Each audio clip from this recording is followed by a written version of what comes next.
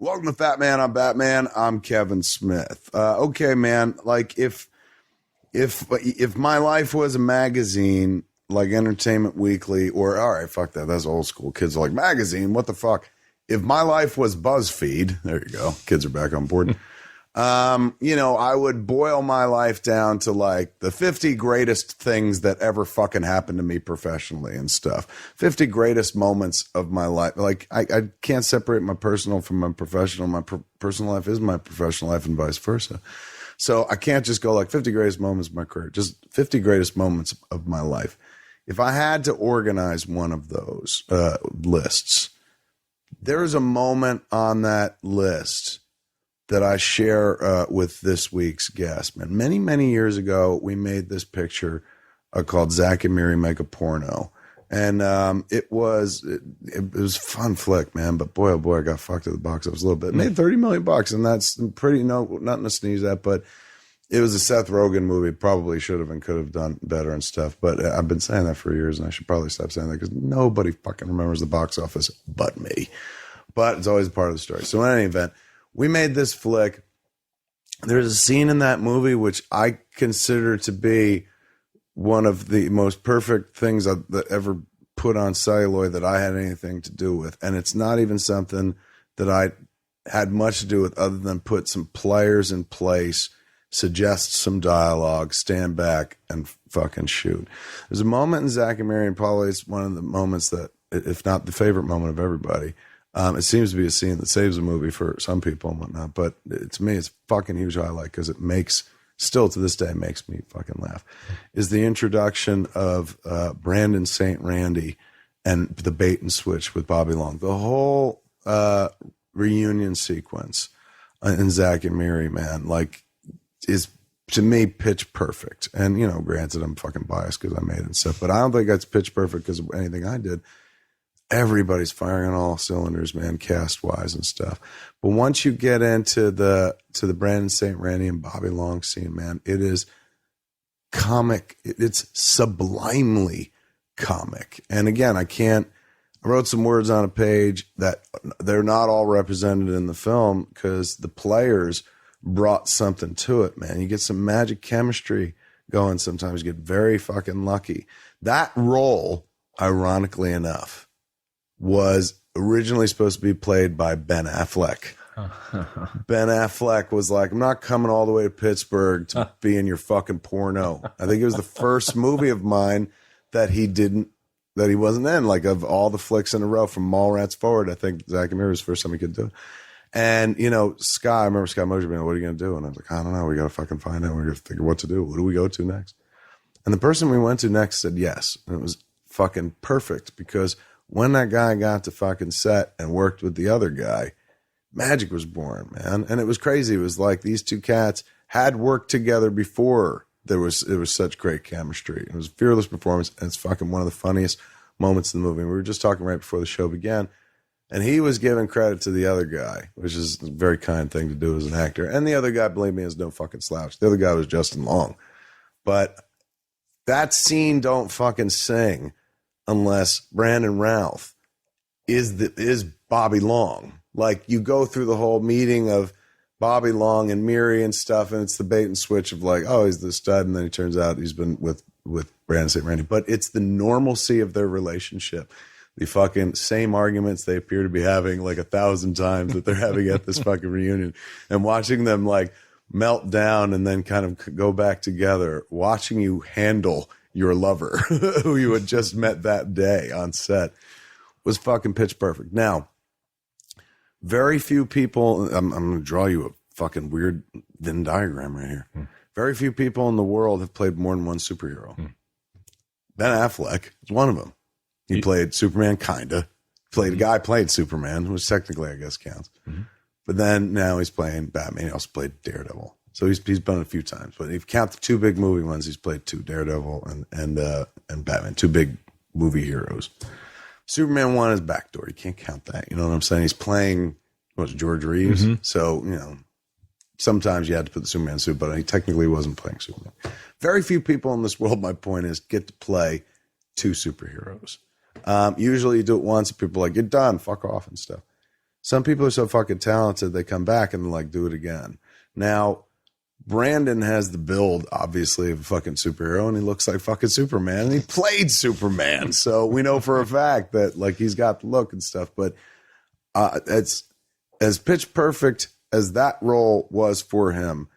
I honestly fucking feel like Ray Palmer was born for you. I was just talking about this with Mark Bernard on the Fat Man on Batman show that we do on YouTube. I was talking about like the idea of that character I never really gave a fuck about. Like in comics, I like the idea, hey, Ray Palmer gets small and shit. And they all know him. They're always, hey, Ray. And it's that. But he had no thing to him where I was like, oh, I fucking love this character. He was an incidental and whatnot. And depending on who wrote him, you know, he could be interesting or fucking ridiculous.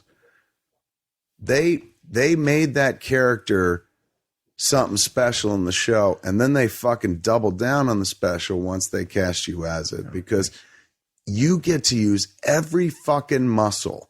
Like as Superman, you could use a lot of the muscles, but you couldn't use the Brandon Routh fucking Bobby Long muscle. But now as Ray, you get to do it all in almost every episode. And what I was talking about for the Legends pilot was you were my way in. And you were the thing that I was like, this is why I fucking love the show. And I'll tell you why. Because by now people have seen the show. Legends of Tomorrow debuts this week. We're holding this until the moment it airs. And so, boom, they can listen to it without shit being spoiled. Like now, folks, you got to go see and watch the two-parter pilot of Legends of Tomorrow, or else you're going to hear some shit get spoiled. In fact, right now it's going to get spoiled. When I saw the teaser of Rip Hunter as everybody up on a roof. Number one, I'm like, oh, I'm fucking in. This is great. Like how smooth. Like it's like the Berlanti universe has made good use of characters that obviously the movie versions, the movie world is like, well, we're too busy with the big guy, with Batman and Superman. So they take Arrow, they turn it into something. They take Flash, they turn it into something. Then they're like, we're going to take a bunch of DC characters, some of whom have popped up on these various shows and stuff, or introduce a couple new ones and stuff. And we're going to do like a superhero team show, a Justice League, a Suicide Squad, if you will. So they show this teaser where, you know, he's got these collection of heroes up on the roof. And he's going, you know, in the future, you're not heroes, you're legends. And you're like, all right, I get it. There it is. There's your show. There's a title, and they're off and running, and you got a group, and they're going to go through time and try to stop Vandal Savage and stuff. Pilot begins, and it's exactly as promised. You know, almost that scene. I know it's different. It was shot for a sizzle reel for the one thing and redone for the pilot, but all the pieces are there. So that scene happens. I'm like, right on. But what happens next is what keeps me connected. I love the whiz bang, and it's shot like a fucking feature. Like it's big. Glenn Winter, Is that who did the two-part? Jesus Christ. I mean, did Flash, Supergirl. First, all the pilots or something. They say he's like the pilot whisperer or something. He was a DP for Arrow first 2 years. Oh my god! Directing him. It looks like a feature. Yeah. Like it looks like you're watching the Justice League movie or something like that.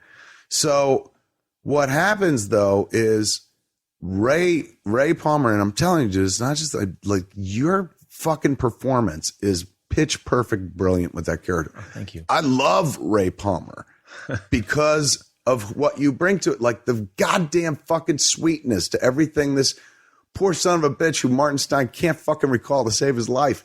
Like everything about that character speaks to me, and the desperation for relevancy that I fucking live in every moment of my life. The moments where, you know, you're just like, did you read my paper? And he's like, I don't remember you, Mr. Palmer. And he won't call you doctor and shit because he's still. So when presented with the Rip Hunter presents everyone with the notion of jump into the time stream with me because in the future, like you're all fucking legends and stuff. And everybody gets a day to go think about it. And it's Ray's conversation that's really like that. That's the first moment I cried during the show. I cried a bunch during it because it's so well done. And they can play my button. That Berlanti world is my soaps, man. Like my grandmother called her soaps and stuff, or my stories. They're so my stories. I'm so fucking dialed in. They play me like Stradivarius. But the first moment I cried was when you're sitting there going like, I died once. And you know what happened? nothing. Like the world went on and nobody noticed. Like that was fucking heartbreaking. And the performance was fucking pitch perfect, Brandon. I was sitting there crying, not just going like, oh my God, I love the content, but like, I know this guy, fucking good for him. Like nailed that moment. Cause it's it's a ridiculous concept, the whole thing, but you buy into it because once you're in costume world, you're like, this is it. But you brought a fucking humanity to it, dude. Like Ray Palmer exists. You can feel that dude's emotional range. You know what I'm saying? It's not, you get to do more in one episode than you got to do in all of Superman. They give you the fucking meat to like play with. That moment was huge for me. I was like, Jesus, this show just fucking, they earned my fucking respect. The way Flash earned my respect and stuff. Like, God damn it. That's a fucking, I didn't see that moment coming. And it was insanely well played. But what I didn't see coming was the fucking plot flip. Like the twist of, you're the cell is in the future, you're all legend. They eventually, spoilers, you've already seen the show, but double spoilers if you haven't watched the show yet. Don't fucking listen to this until you've watched Legends of Tomorrow. They eventually reveal that the team he's assembled, which I was sitting there going like, all right, like in a world where you can't get Batman and Superman and Aquaman, this is your Justice League. This is great. I've read many incarnations of the Justice League that didn't have the big fucking 3 or 5 in them and stuff. So I was like, great, that's what they're doing. Never once occurred to me, like looking at that collection, going like, oh, like I didn't see the twist coming. And the twist is this. And this, fucking wrenched my heart out of my fucking chest.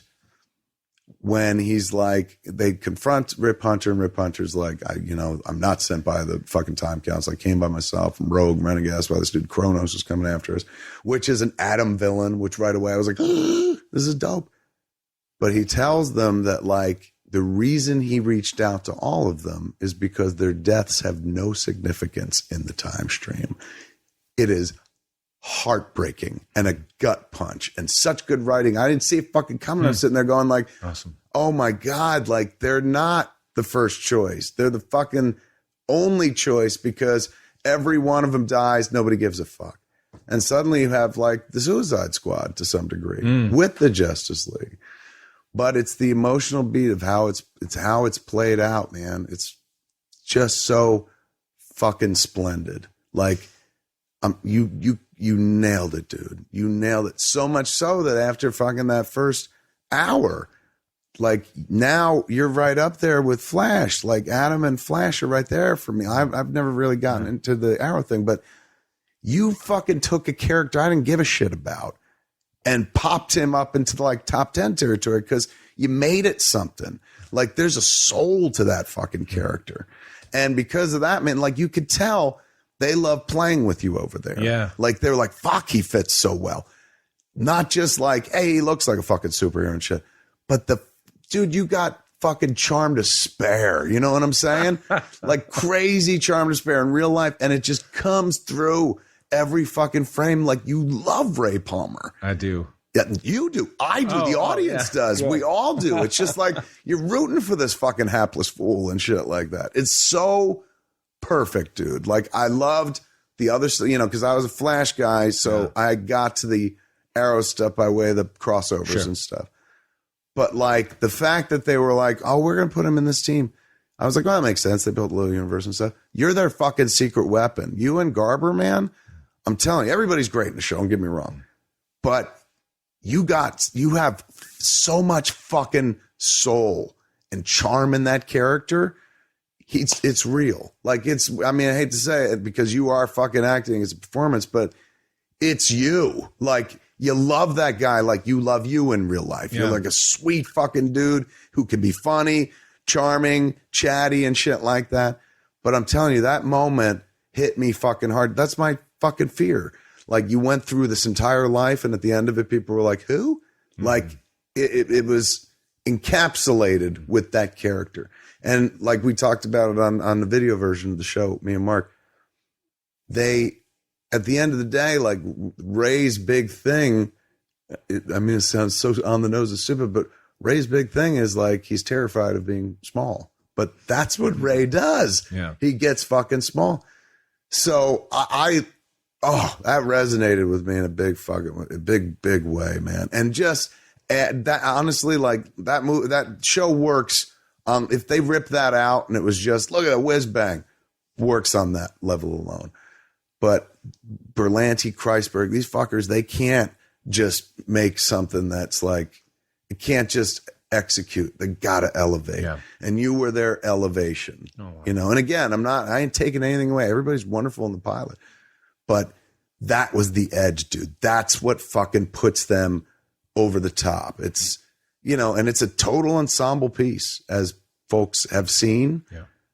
But you're the strongest fucking muscle, dude. I swear to you. As a storyteller, I mean, I know you're too kind to take the Iowa, and you're just like, well, it's all of us. And you're absolutely right. It is all of you. But they got fucking beat by the lucky stick the day they were like, let's reach out to him. Like, they must have watched your career. Yeah, thank you. Thanks for all the wonderful. By the way, Brandon Routh is here. Everyone say hello to Brandon Routh. Everybody. Geez, maybe I'll just live here. And I'll just keep talking kindly, and I'll never leave because you're saying such nice things. Ray, I mean, it's one of the best roles I've ever gotten to play in my life, and I do get to use my full range a lot of the time. I was saying earlier before we started taping that. I wouldn't have played this character. I wouldn't have taken this role if I wouldn't have gotten to do the humor. And that was the big pitch, was you get to be funny. Right. We need you to be the levity in season 3 of Arrow. So, okay, well then yeah.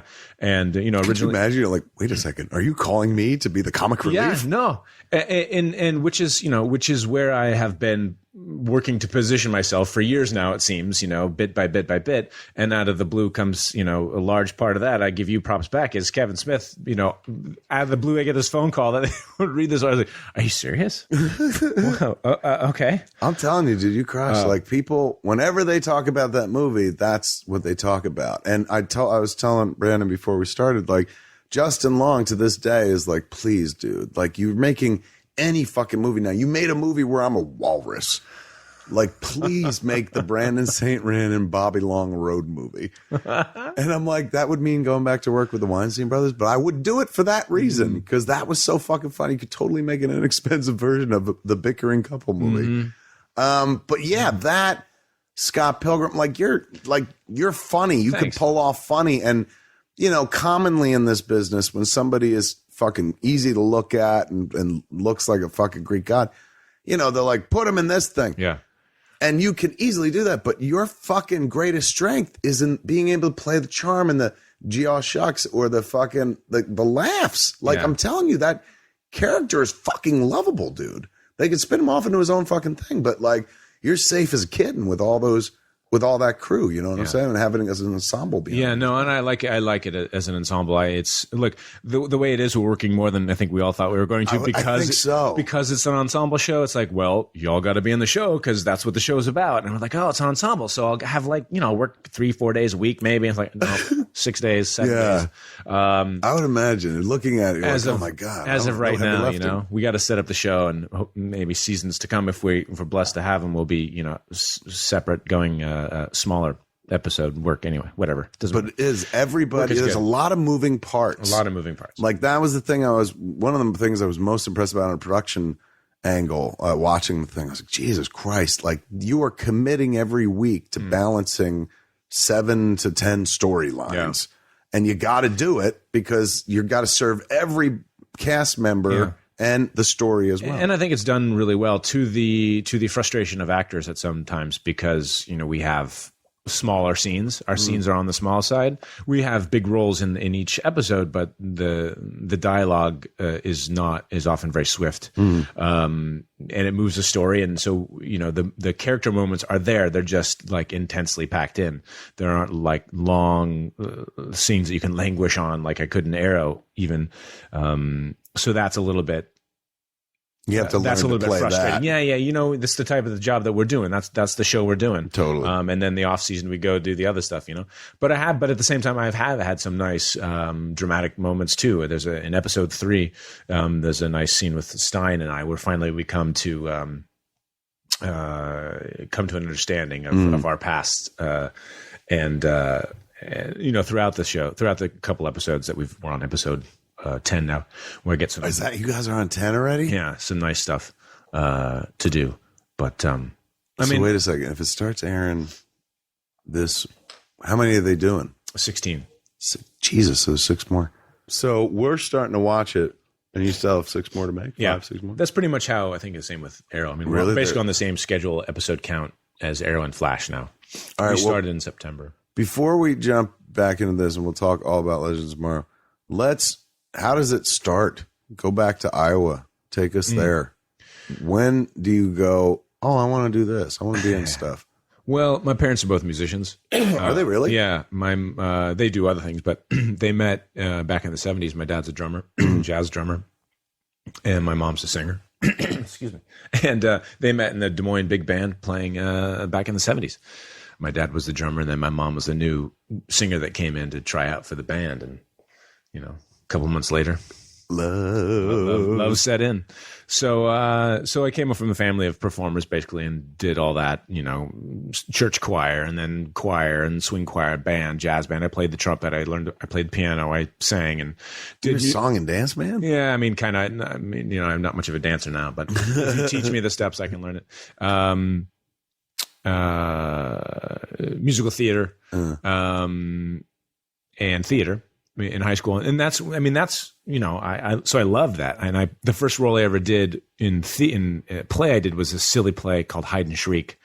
It was about, it doesn't matter what it's about, but I played this character called Aesop and wore from the South, and I did a bad Southern accent, and I was an idiot. How old were you?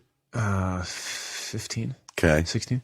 And I loved it. I mean, the audience, feedback, and that was comedy. I mean, and then the next thing we did was another comedy. And then we did, anyway, some other comedic stuff like in high school. I mean, that's what I loved. But I never thought realistically that a kid from a small town in Iowa could go and become an actor. Right. So I went to University of Iowa as a writer. I was going to write novels and that kind of thing. Where's University of Iowa? Iowa City. In Iowa City. About 2 hours, east of Des Moines. All right, so wait, you were a musical kid back in the day? Mm-hmm. So Music Man? Well, yeah, we didn't do Music Man, but yeah, in Iowa. You have to be familiar with it, right? Yeah, to a degree. It's the best, and state fair is about the Iowa State Fair. So one day you're like, all right, fucking, I can't do this. I was going to college. Where? At Iowa. And I was in a dorm that was a co-ed dorm. Okay. And when I was in high school, I wasn't popular. I had friends out in school and hung out, but I didn't really have much social life at all in high school. What did you do after school? I played video games and read fantasy novels. Did you really? Yeah. Played a lot of the original Warcraft. You don't look like a nerd. City. You know what I'm saying? You don't look like I do. You don't look like a dude who sat inside reading. Well, I had a baby face. I mean, I matured, and I got older. I got into college. Yeah. And I also went to K through 12 with kids who knew me from kindergarten. And my mom was a teacher, and I was a goodie two shoes. So everybody thought, nobody invited me to the parties because they thought I'd probably telling them, and maybe I would. I was a rule follower. You're a rat, dude. Well, to be honest, I never really ratted on anybody because I didn't get the opportunity. You're like, I don't know if I'm a rat. But anyway, so it wasn't until college, and the girls who were my friends across the hallway from me were like, "You could be a model," and I was like, "What?"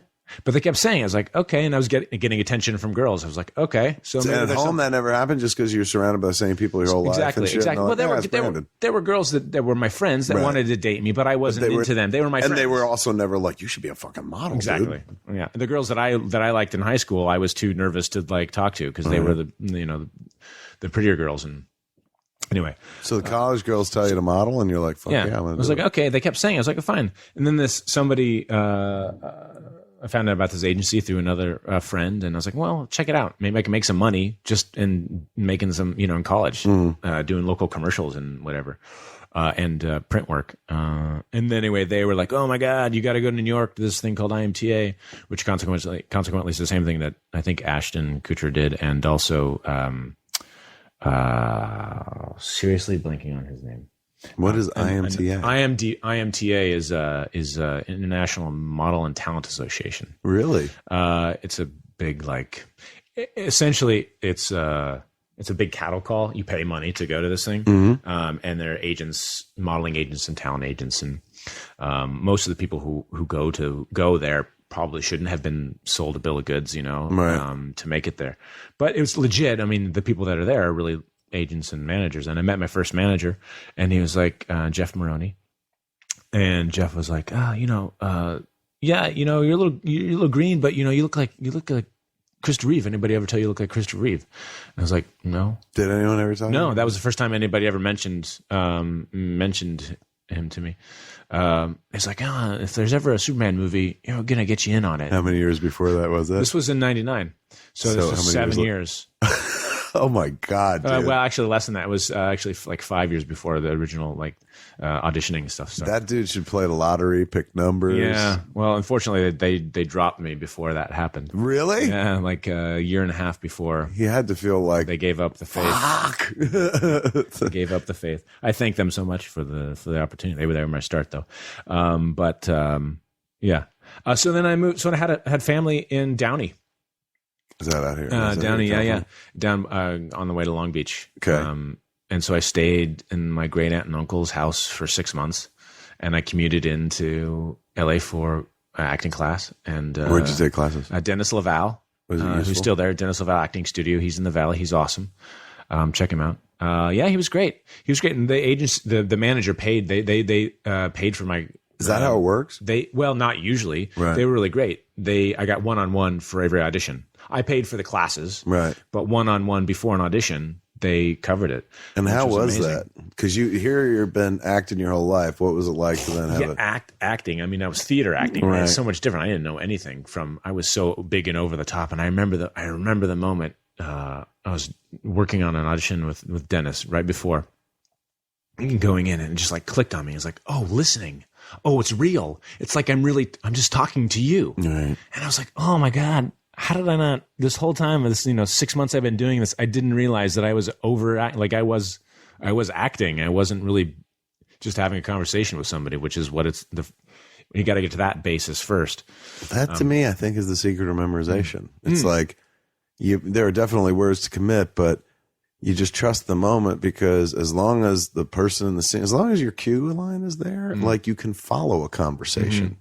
Even if you're like, wait, what am I supposed to exactly say? Yeah. It's kind of like, oh yeah, I would say this. You would say this. There's also there's a whole thing about, the written word is different than the spoken word, and like there's a difference between a play and a screenplay. And most screenplays are not looked over and fussed at for years, like a play might be.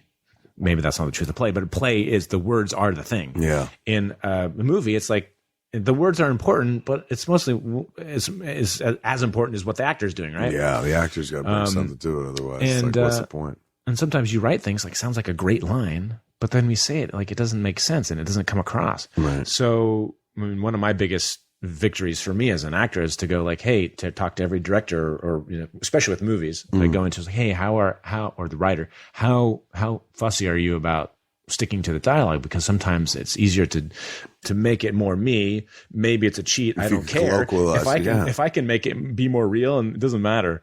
There's nothing wrong. Let me tell you, and that makes it work. Of course, it makes it work. And any fucking filmmaker, director, anybody in production worth their salt would be like, "Go, yes, whatever makes it more comfortable for you." It's tough to when I acted in Catch and Release years ago for Susanna Grant, like. Same situation I had. She gave me a script and I was like, would you mind if I'm going to say the same thing, but let me just colloquialize it a little bit so it sounds more natural. Otherwise, it's going to sound like acting coming out of my mouth. Exactly. But if this word can bend a little bit, like then it'll sound more natural and stuff. So that's smart, man. On Zach and Miri, of course, everyone had free reign. Yeah. It's just like, go nuts. Try to stay on track if you can, but just stay in the room. That's the most fun. I have the most fun with those opportunities. And I've done quite a few like shorts and a couple Funny or Dies and a couple of other things that I've had the opportunity. Stuff that people don't see and they never see the whole thing. But it's some of the most fun thing to work on because I can just be absolutely ridiculous. And I'm a silly person. That's why I enjoy playing Ray Palmer, and I think they like writing for me because I I make the silly kind of work okay, and I'm not afraid of going there and having him be silly, because I can be silly and be heroic. And I think I'm riding the line of like still making him like a believable person. Yes. But what you make him believable with his vulnerability. Like that's what, it's, think about it, dude. Do you know how difficult it is to make a billionaire seem likable? You know what I'm saying? And granted, in comics, they have the ability to do that because they're like, in real life, they're like, meet the billionaire, and it's Donald Trump. Yeah. But in comics, like, meet the billionaire, and it's Ray Palmer. Like, so, you want to like those billionaires because they take their money and they put it into super heroics and shit like that. But still, at the end of the day, probably one of the most remote human beings you could play in the spectrum of human beings is somebody that most of us will never be. Somebody that has more money than fucking God or whatever. To make that character likable, like that takes a large degree of talent. Like considering that it's not Batman. Like everyone likes Batman because like, his parents died and he's rich and shit like that. But you make that guy so likable that you're like, I'd hang out with fucking Ray Palmer. Well, they let me kind of roll, and double down on what I was doing, and there was a scene. I think it's in the third episode of Arrow. But I read some of the stuff for them before finalizing the deal, and which is good because I found the character. I was like, now I know they're okay with me doing this, and this is the guy I want. This is how I want to play him, because they'd written him a little bit more like smarmy, right? And I took it to the other place, which is like he's just like so excited about everything. Like he's have anxious. all this power, and it's cool. No, he's proud of himself, and the proud comes out of it, some of it's some of it's ego definitely, but all it's just like, look at this cool stuff we get to do and what we're making, and that makes going to work so much more fun. I tell people sometimes ask at conventions or whatever else in the Q&A, but what are the directors you've worked with and everything, and I still remember and hold a special place in my heart, like my experience on Zack and Miri, just in the fact that like it was such a relaxed set and a cool place to just like come and play and explore and it's tough to come in. You don't get to do that all the time. That's true. Very rarely do you get to do that in this job. So those are like shining like awesome moments. And you came in like you weren't there day one either. It's like always tough it's like coming into school 3 months into the school year and stuff. So we were already up and running, and you come in and there's a chance to be like, oh man, like I'm Johnny come lately, but man, you fucking blended right away. And the more people can have fun, the easier. Number one, you're gonna get great fucking work out. And we were making a comedy, so it's like, please be as fun and funny as you can. But like, you create a nice warm atmosphere. Everybody likes going to work, and the productivity is much higher and stuff. Yeah, I used to be a real dictatorial kind of stick to the fucking script up until Dogma. And then I worked with Chris Rock, and I was like, why am I like denying a very funny person who's like, can I say funny things? I'm like, no, only say the shit I wrote. And it's like, no way. My God, bring me whatever you got. Because whatever you say, probably gonna get credit for it anyway. Yeah. So go ahead, go nuts. But yeah, man, it's always best when you can let the actors just kind of be themselves. Like you found a way into that character to think about it. If they played him more like Iron Man, kind of is swarmy or whatever, it's not nearly as charming as the notion of like the guy who's like, "Oh my God, look at this! Isn't this cool?" I'm certainly not an edgy person, but that's one of the things I've learned, in acting. It's like pushing. Dude. It's kind of more of a rounded, soft. Circular edge. But it's like pushing the limits. And it's like, okay, I used to go into auditions and read the character description and then do what they wanted. And I usually didn't get the job. And I usually did like a crap job. Then I go like, well, I did what they wanted. Why didn't they hire me? Like, I'm a good actor. We've all had that moment. Even non-actors have had that moment. Yeah.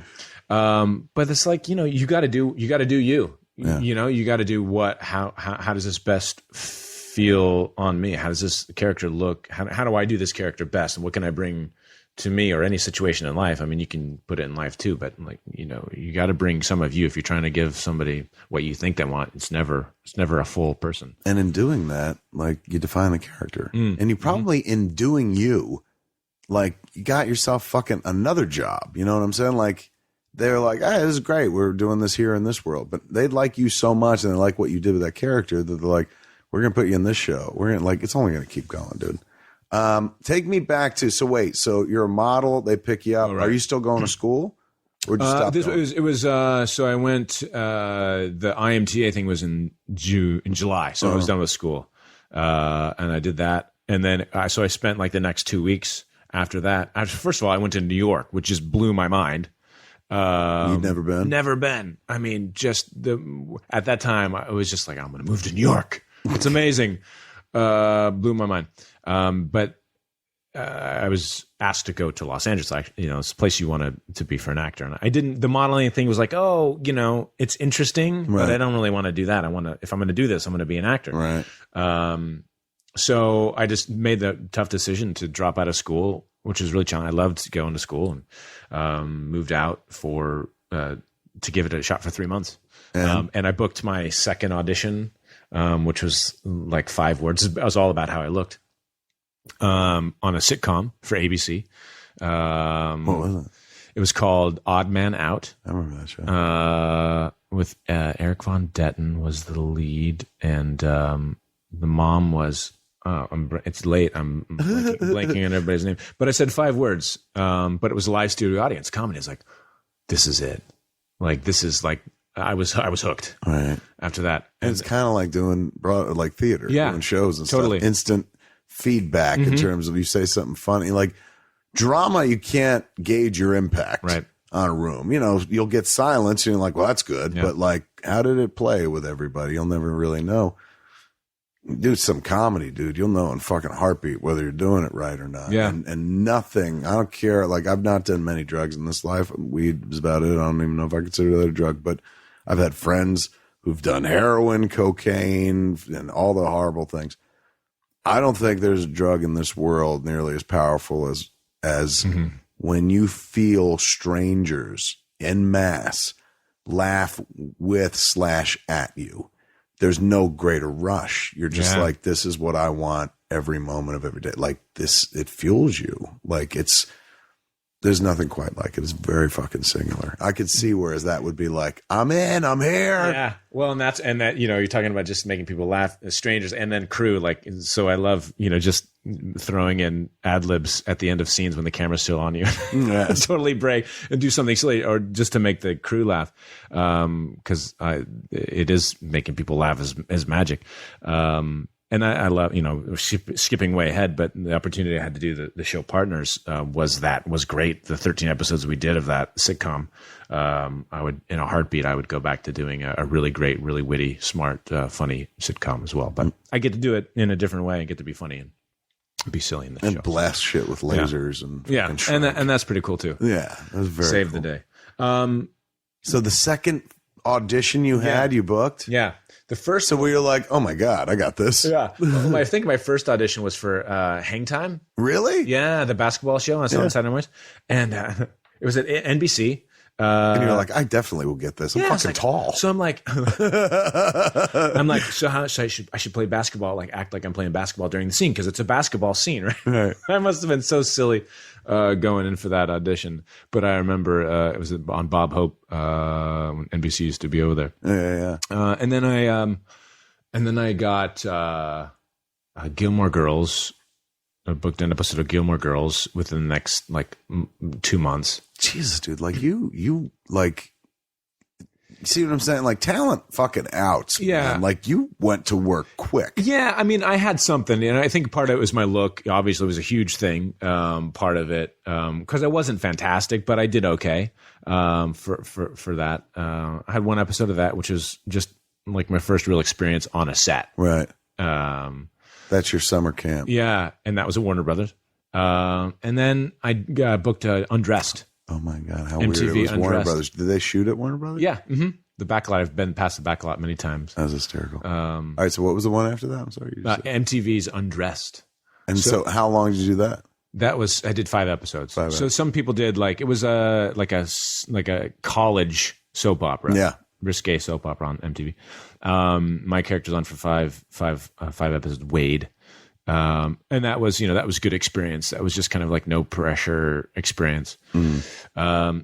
And then I went home for the summer because This all happened in your first. this was 6 months. The first 6 months of being in LA. I have 3 jobs, and I did a Christina Aguilera video. What a girl wants. What a girl. Wants. You were in that video? Yeah, I'm in that video. They make you sing it. Apparently, you remember the words. Yeah, I remember those. I know that's the But dude, that's like that was pretty like exciting. all of it is. You're a fucking kid from Iowa Yeah. who's just like, boy, I wonder if I can act out there. And you booked 4 gigs in 6 months. Well, I was silly enough to believe that if I was going to do it, like I was going to be something. Yeah, I'm going to be something. but it's that's not silly. That's like if you're going to take the journey. Yeah. Who you can't expect others to believe in you if you don't believe in yourself. True. And there's an obnoxious amount of that where you're like, fuck the world, and you'll step on people's neck to do it, but you ain't that guy. But you're just like, well, yeah, but that's the way it's done. I guess you go out there and you try to do it and stuff. But Naivete is great sometimes. you fucking you nailed it though. Yeah. How awesome! Yeah. Like, most cats like, oh, I was out there for 2 years, nothing happened. I would turn around. So you go home for the summer. So I went home for the summer because my great aunt and uncle were selling their house, moving, didn't have a place. So the And place summer, where and you're summer staying in Downey. Yeah. And summer usually shuts down. Hollywood shuts down to a degree. So I went back home and got a temp job working with this company Delavan, who makes gas fuel nozzles for jet engines. I didn't do any of that. I worked in the maintenance department, Right. and I did manual labor for 3 months. And you're like, I gotta act. And I was like, oh God. And I grew up doing that. My dad, although he was a musician, he was a carpenter and roofed houses. And so I was ripping the shingles off houses and doing that kind of stuff, all my life. But that was a fun time and like a cool experience in some ways. But I'm happy with it. Yes, it was the end. yeah. It was like that was the end of normalcy Right. for you. Like I can't do it. Exactly. So I made some money, went back out and got in had a roommate and lived. Where'd you go? So we were in Sherman Oaks. right on. So you're like, I'm gonna live close to town. Yeah, Sherman Oaks, going to class. And then I How old are you at this point? 22, 20. 20? I think it was 20 then. And I'm doing pilot season. And then I booked did I have a job? Did I get another job before that? I can't remember. I did. The next big thing was One Life to Live. And I was like, I don't want to do the one thing. I was like, I'm gonna do. So there's the part where I go, oh, if I'm gonna do it, I'm gonna be successful, right? Yeah. The other part was me like, I'm not gonna do soap opera. I'm not gonna do soap opera. No. So I go. Finally, I do the audition. I did the auditions, but I'm not like hating it that I'm there. Right. And I get a call back. I'm like, oh, fine. I'll go back and do the call. You're like, God damn it. And then they want to screen test you. I'm like, what? And I'm like, oh, I don't know if I want to do this. But I'm like, oh, it could be nice to like actually work. And it shoots in New York. So I go do the screen test in New York for One Life to Live to play this like young like college kid or high school kid, like senior or something. And they're like, oh, we think you're too old. Would you come back later today and read with another actress? We'll give you a different scene. I was like, okay, sure. So I did another scene and like, okay, thanks. And I flew back home. And by this time I was actually kind of getting excited about it. From like soap to like, hey, Yeah, it's like, oh, I could make some money. Yeah, live in New this is York. soap, Like, okay. And then they came back with like, hey, we don't want you for this original part because we think you're too old, but would you, we're going to create this new part. So I was flattered until I realized the part that they'd written me was this kid who was supposed to be from the wrong side of the tracks, who tries to join his friend's older brother's Puerto Rican street gang by throwing like a Molotov cocktail into this house. So they're basically typecasting you. Yeah, totally. They read my Iowa edge, just like it was, which was obviously very far from who I was. So I was a challenge. And it was a great experience. I mean, living in New York was great. So you went and did it? I went and did it. Yeah, I did. How long were you on One Life? I was to on Live? for a year. For a full year? For a full year. What's it like doing a soap opera? It was cool and Is it also like doing a play all the aggravating. time? Kind of like learning all the time. It became very much you learn the lines and then you get to do a lot of improv essentially because nobody's there to check your lines and they're shooting so fast. Sometimes you get a one take at a shot at a scene. Really? Because they're moving so fast, and if you didn't really mess up the lines, Right. they'd go on. They're like, good enough. It was totally quantity over quality. The worst day I had, I think I had 40 pages to memorize, which was a challenge to get through. And, I had good days and bad days, and I actually watched some stuff on YouTube, and I was like, oh, that was really bad. I was bad for a while, and I resented it sometimes. And then when I got over myself and actually did a good job in a scene, it was, not too bad. Really fun people to work with, great actors. I learned a lot being in front of the camera and getting familiar with that for, shooting 3 days a week, 3 to 4 days a week. Training on the job. It was great training. Boot camp. And they getting paid for it. Totally. And then, every 6 months, basically, they had the option to renew my contract or not. And I got fired. Did they let you go? Did they write you off? Did they kill your character? No, they replaced me. And the guy was with the guy who replaced you played the character you played? No. Well, the guy who replaced me, I was going to say, was there the day I got fired, and he shot the scenes I was supposed to shoot that day. As your character? Yeah. So we block in the morning, and then we shoot. Have lunch and then block in the afternoon, or shoot it in the afternoon. So we blocked all the scenes with me. I went and took a break because my parents were visiting, went and saw The Intrepid. Oh my God, your parents were there too? I come back to work, and the makeup lady's like, they've been calling you. They've been calling and calling you. I'm like, well, that's weird. They usually don't call me. So I go up to the producer's office, and I kind of, the sense of dread, I start to go, wait, why have they been calling me? Oh no. I walk in, and the two producers there, and like, yeah, we just feel like you're not growing with the character, and we're going to go your separate ways. And I was like, okay. I was like, this is because of my contract. If you would have waited tomorrow, you would have had to pay me more money. And they're basically, yeah. Like, okay. So I went home, and they'd already hired a guy, and he did the scenes that I was supposed to shoot that day. They move fast, man. Yeah. But thank you for the experience, and I wasn't upset that I got fired. Right. I was upset in the way that it happened. It kind of it felt very, I'm kind of glad to go, but Jesus, could have done it better. Not very honorable. Is it lucrative? Like, do you make money? Yeah, I did all right. I think, I made, probably $100,000 for that year. That's pretty awesome. And lived in New York and had so many saved money that I came back to LA with and promptly, didn't work for a year and a half and burned through that money, and had to get a day job again. Oh, really? You went back to work for the man? I went back and worked packing boxes for this guy who had a wholesale distribution company in the Deep Valley, and I packed boxes with peanuts and picked stuff off the shelves and what's supposed to go in this order? Okay, fill the orders, fulfilled. So how was a bartender for a little while. And so then when was the next job? And were you auditioning and just not getting stuff? So after the soap opera, ended, I moved back to LA. It was the end of pilot season. I went on one pilot, and that was it. And then basically didn't hear from my people, my agent manager. I went on commercially. Yeah, they basically cut the cord without I was like, why? It's weird that they're not calling me. I didn't kind of catch on for a while. It's just slow. They're just saying it's slow. And eventually they dropped me.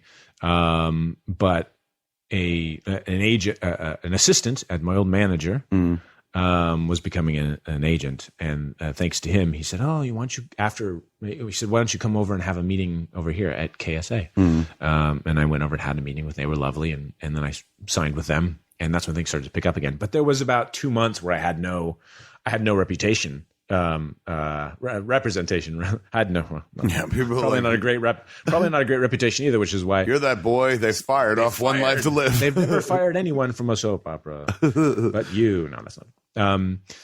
So I had no representation for a couple months, and that was my biggest dark moment of what am I doing? I'm bartending in Tahunga.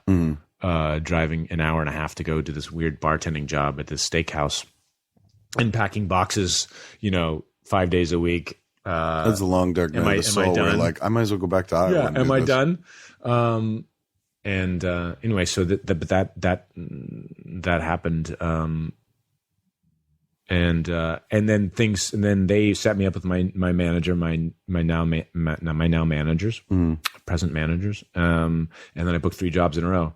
I booked Cold Case, Cold Case, Will and Grace, which is funny because then I would then work for the same producers on Partners, and some other job. Oh, geez, I'm getting old. I can't remember. It was three jobs anyway that I got right in a row. Oliver Bean. I remember that show on Fox, which is a comedy, and did that. And then I had pilot season. The next following year's pilot season, 2003. And I was starting I was feeling it. I was back at three jobs. I was, feeling good. I'm in the zone. I was in the zone. Yeah, I'm booking gigs. And I was seeing this girl and her friend. We got to a birthday party, and her friend was like, "Hey, this is in October, 2002, I guess. You look a lot like like Superman." Second time in your life somebody said it. And I was like, "Oh, that's funny." She's like, "Oh, my boss is writing the movie." And I'm writer's assistant. I was like, "Your boss is writing the movie?" I was like, "Oh, that's crazy." She's like, "Yeah, you should. Do you have a headshot or whatever to give to him? Like, he's the writer, but may I get it to the producer?" And I was like, "Well, but isn't Nick Cage playing?" Isn't Nick Cage playing Superman? I saw him on Leno before I even decided to come out and not be an actor. Like he's playing Superman. My shot's gone. She's like, "No, they totally rewrote the character, and he's young now." I was like, "Oh, whoa, okay." And I'll go back a second. Before I booked right before I booked the soap opera, was when Smallville was being cast, and I was like, "This is it." Did you go in on it? I went in on it. You auditioned for Smallville? Yeah. And it was before it was like the pilot, or the pilot, yeah, for Clark Kent, right? And I think I had a callback. I think I had a callback, and I didn't get it. And then Tom Welling is Superman. And then the soap opera thing happened. I was like, "Oh, I need Superman. I'm going to be on a soap opera." Like, oh my, what did I do? And then I moved to New York, and Tom was everywhere, right? When that on show bus stops and everything with a shirt. He looked great. He did a great job.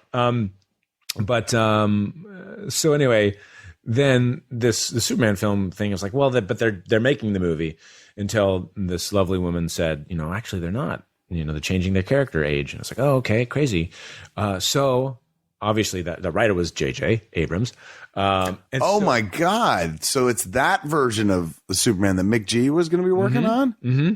So you go back that far? Yeah. You predate Singer? Yes. Really? Yeah. Oh, yeah. I thought Singer tapped you. Which sounds dirty. I thought Brian cashed you. Really? So you were on the JJ version? Yeah. Yeah. So what happened was, I went in. This story gets crazy. So I went in, drove into, chills up and down my spine, like driving into Disney. And I go over to what was their offices at the time, because they were doing Alias. Right.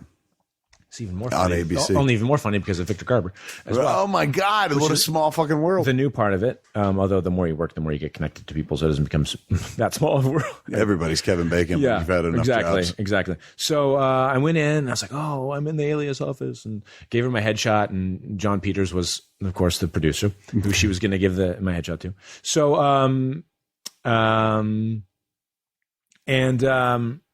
I go, okay, so that's that, and that kind of just stayed there as just a thing, and put it in my radar, essentially. So then, fast forward a couple months to January, February. There was a show called The Mountain on CW, and I saw on the breakdown, produced by Mick G and Stephanie Savage. I'm like, whoa, Mick G, he's directing Superman. He's directing. If I get a call back, he'll be at the callback, and I'll meet him, and he'll see me, and he'll be like, you should play Superman, or you should at least read. And in your charmed fucking life thus far, that could happen. I mean, it's how we should all be, I suppose, if we could all be so, have it be that way. So I had the read. I did get a callback. He wasn't there. But Stephanie Savage was, and we ended up talking about Iowa. She'd gone to University of Iowa. We talked about ice skating for some reason. She used to be an ice skater. I don't remember the story anymore. But anyway, we kind of talked, had a little chat. was like, okay, well, this is interesting. Maybe she'll say something. So I went back home. My manager calls up and says, oh, they really like you for this part, but they're not sure. They want you to come in and read a different part. They don't think you're, they they want to come in and read this other part. So another day I came back and read another part. I had another chat again, talking to them. And these were all kind of edgy characters. Right. And I'm like, and working, I thought I did a nice job, and they were very nice. I go home, a couple of days later, whatever it was, my manager calls up but I think I'm going to get this part because they really want me on the show. They're just trying to find a spot, is what I'm being told. And what is the show again? The Mountain. The Mountain. It was on for a season or two about skiing and ski memories. Yeah. And they really want you to be on the show. I was like, oh, this is it. This is my break, right? And my manager calls and says, yeah, are you driving? Are you sitting down? And I was like, I'm driving. I'm okay. He's like, what do you want? I got good news and I got bad news. And I said, okay, well, what's the bad news? And the bad news is that they're not going to hire you. You're great, but they can't fit you into the show. It's not going to work. I was like, oh man, thought that was it. And I said, so what's the good news? He's like, Stephanie wants you to, she's setting up a meeting for you to meet with McG for Superman. And I was like, whoa. And it was insanity. Holy fuck, dude. I pulled the car over and that was my aha screaming moment. Like people always want to know, like, what was, when you found out you got Superman, what did you scream and yell? And I was like, no, it's like relieved because it was a 7-month process. But it was that moment. That was the moment for me. It was like, whoa, this is like, I've done it. Yeah. Essentially. My foot is in the fucking door. Yeah. So you met with him and he was just like, you're a guy? No, we talked about like nothing for 30 minutes. Right. Just our backgrounds, didn't talk anything about Superman. I walked into the office and there was a big like Superman 6-foot statue. And I was like, whoa, and looking at some artwork on this, that had already gone up, production stills and whatnot. And we didn't talk anything about Superman. And then I don't know, a lifetime later, it felt like I finally got a call that I was going to come in and read. So then I went in and read with the casting directors, and we read. It was like scenes from Snake Eyes or something. J-Lo movie, is that right? Snake Eyes. I decided what I'd do because they didn't say to play one as Superman and one as Clark, but I was like, there are 2 scenes. I'm going to play one more with like Clark intention, and one with like Superman intention. So I did that. Then I went in. Then I came back another day and read with JJ. I'm sorry, McG. McG. And that was good. And then I found out I was going to test. And now, are there others? Yeah, there were 5 other guys that tested. I think 5 or 6. So you're like, I'm in the room. Yeah. I don't have the job. But fuck, I'm in the room, man. But from the beginning, I was like, this is like, it's fine. Really? Yeah. I mean, even though they passed on you for fucking Smallville, you were still like, this is mine. Yeah. Really? Why not? I mean, look, I was nervous. Right. I was nervous for sure, like in the reading and all that, and anxious and all this. But I was like, but in the back of my mind, I was like, this is gonna happen, right? This is gonna happen. Everything's kind of. I stopped. There's another. Are we talking too long about this? Not at all. So there was another experience I had. The day before my McG meeting, my first meeting, the half an hour meeting. Yeah, I was working at Lucky Strike Lanes, bartending. The one over on Hollywood and Highland, the original. And had a late shift, closed the bar down, come home, and I'm working out a little bit. I'm like, I'm going to work out just to look as big as I can for my meeting, whatever bring out the guns, whatever I can do. Not that I knew how to lift at that point in my life, but anyway. I roll in the gym at my apartment. It's open 24 hours. Nobody's in there. TV on. I go over to whatever the machine is, and start to do a rep. And then I pay attention to the TV, and it's Saturday Night Live, and it's the intro right at the beginning of the show. And tonight, Saturday Night Live with guest host Christopher Reeve, and he hops out in a pink bunny suit. And that was like I think the only time he hosted Saturday Night Live. And I was just like, is this the Truman Show? The fuck, really? Yeah. I mean, it was ridiculous. It was fated. You felt it. I mean, there were other little things like that happened in my life, from winning, the Halloween costume contest at Lucky Strike for dressing up as like Superman, Clark Kent turning into Superman. No. Yeah. Just weird stuff, random, seemed random, but all bricks in the path. Yeah.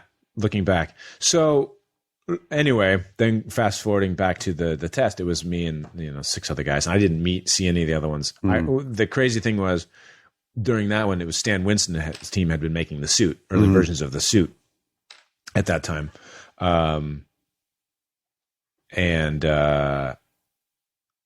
I'm in. So I get in. I did the Clark's scenes first, I think, which was Sophia Bush. She played Lois. Wow. And I would then work with Sophia on Partners.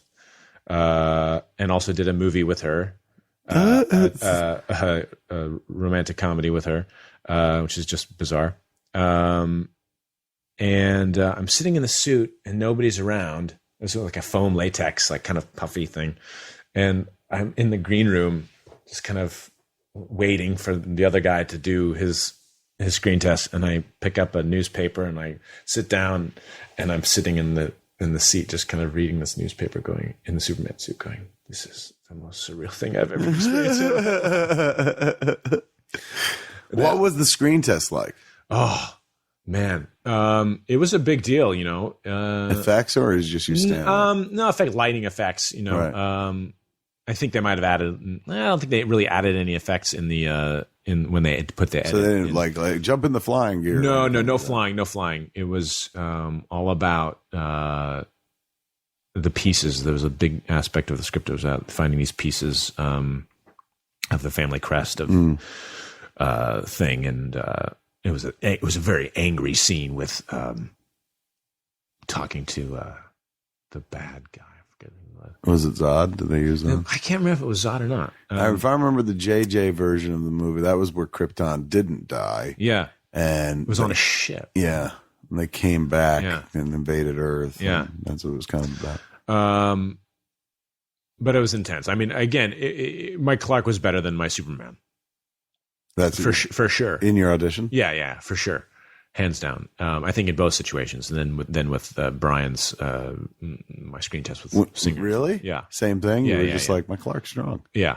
I had to grow into Superman. And essentially, I'm, knowing what I know now, Superman would be even stronger. Being older, being wiser, all those things. Right. But so I did that, felt pretty good about my what I'd done. And I had support at the studio. I knew from some of the execs, so they said anyway, that I was their favorite. But they had a six week hold, like 6 weeks. I had to wait. On the contract, they had 6 weeks to decide who they were going to hire or release me from your test, from the test deal. Oh, excruciating! So I was like, oh, I gotta go to work and get up and bartend, and I was going out on all these auditions. I was having all these meetings because it was like, oh, now it's kind of hot shit. Because you're one of the 6 names or whatever, you're getting into more rooms. Meanwhile, all I could think about was Superman. All I could think, I auditioned for the Human Torch and probably made an ass of myself. Chris is great. Mr. Evans is fantastic. But I was, he's playing 2 superheroes. Yeah, he's another one. He's great as Torch and amazing as Captain America. But I did that. I auditioned for some big stuff, and I was bad because for 2 reasons. One, because all I could think about was Superman. I didn't give a shit about anything else. I just wanted to play Superman. But I had to take these meetings, right? And the other thing was, I missed a lot. I'd only been auditioning for a total of maybe a year and a half, right? Of total audition time, because I worked on a soap, and that's like working is different than auditioning. Auditioning is a whole different skill set. So I hadn't honed that. Right. And I was also really only good at playing more stuff that was myself, and especially in audition, which is even more nerve wracking. You don't have the time and preparation to create a character and do all these things. So anyway, I probably didn't make a good name of myself for a while there, but waiting for that 6 weeks to go by. Did they get back to you within the 6, or no? I mean, they didn't really get back because it all fell apart. Is that what happened? Yeah. The story is, I think it's, and there's part of it is that Mick he didn't like to fly over Great Disney. We were shooting in Australia. Right. There was a whole thing about that. And maybe there was other stuff that I'm not aware of. But for whatever reason, he was like, he walked away from it. He was like, I don't want to direct this. I don't know the details, but it disintegrated anyway. And and still at that point, they never got back to you? Well, I mean, we were kind of that was what we got. Word was that it's falling apart. It's all over, yeah. But the word back I always got was like, they like you, you're like one of the top two. You're like one of the top. But for weeks and weeks, I was like, oh God, when are we going to have an answer? And then the world ended when that happened. Their answer was there's no answer. I was like, what? Like the worst possible, like nobody gets it. And we're all losers. And that was devastating. You know? I was like, they're never gonna come back with get a director and a script and all that stuff right away. You figure it's over. Yeah. It fell apart. And then I started hearing rumors about Brian, because there was rumors everywhere. On all the forums and stuff, and I was deep reading all of them, like what they thought about my choice and was I big enough to play Superman and all those things. See, reading people talking about you reading and the forums, like obsessed with reading the forums back in the day,